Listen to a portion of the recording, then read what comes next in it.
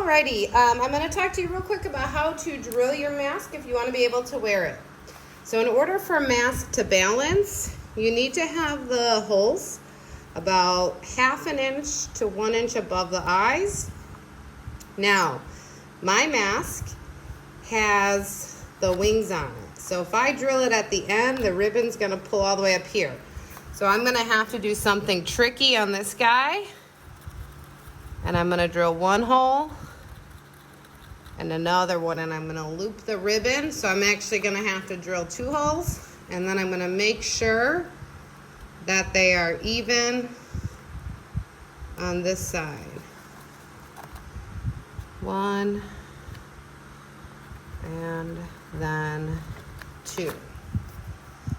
Obviously when you're drilling, you need mom or dad to be helping you. Just a regular drill. Honestly, the drill bit size isn't super important. It could be a little bit smaller, it could be a little bit bigger. I'm gonna go right off the edge of the table here. If you have like a scrap piece of wood to drill onto, that's a good thing. I actually took everything home. So very slowly, I'm gonna go ahead and start my drill. And you can see mine slipped out a tiny bit at the last second there. With the paper mache clay,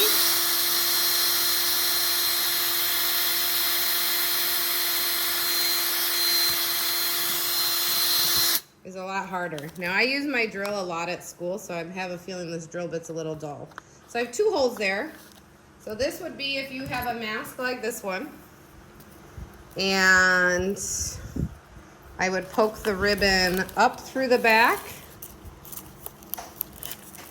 And what I usually do is just get a pencil or something pointy. I'm gonna swing us, oops, sorry for the finger shot there, to poke it through. Grab it up through the top. I'm gonna poke it through the back.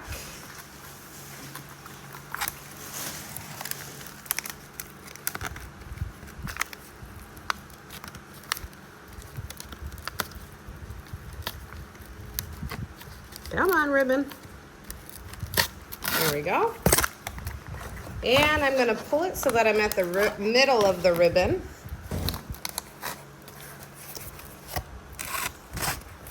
So if you have something at the sides, now you've got a really nice way to do that. And you can tell my mask never got totally finished. I usually just tie a single knot there. And then you do that on both sides, and then this ribbon is what ties behind the head.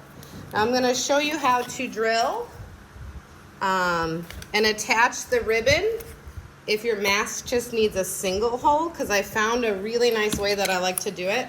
I'm gonna just show you down here on the snout, because it needs to be near the edge. So I'm gonna move this guy back out. So I'm gonna imagine that I measured and drilled, but I need to be a little bit in from the edge.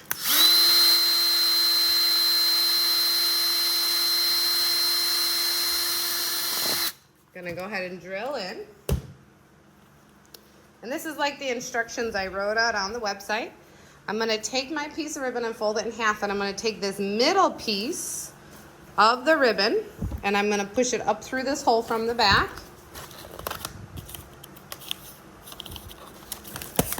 Ooh. Did not go through that last layer. It just pulled my last layer of newspaper out, so I'm just gonna poke that in there. It will go much better if you actually finish your mask, okay? And then you have this nice loop here. So all you do is you pull the strings through that loop and pull it snug. And now it looks really nice at the edge. There's no like bulky knot or anything like that. And it gives you the 2 ribbons. And the advantage to the 2 ribbons is that if it doesn't fit well on your head, now obviously these aren't level, you can tie the top ribbon at the top of the head, and you could tie the bottom ribbon at the bottom of the head, and that will help support it. So especially if your mask is really heavy, that will give you a nice advantage. So to review, make sure you're not drilling too close to the edge. If you've got like a typical mask, 1 hole, Push the loop up from the bottom. Okay, I can loosen this a little bit so you can see.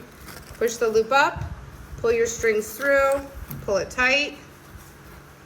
If you have a mask that has something near the end, 2 holes, and you just make one nice loop through there, and then do a single tie on the back. I hope that helps. If it doesn't, just give us a call. And enjoy your masks. I hope to see some of these at Halloween this year. Bye-bye.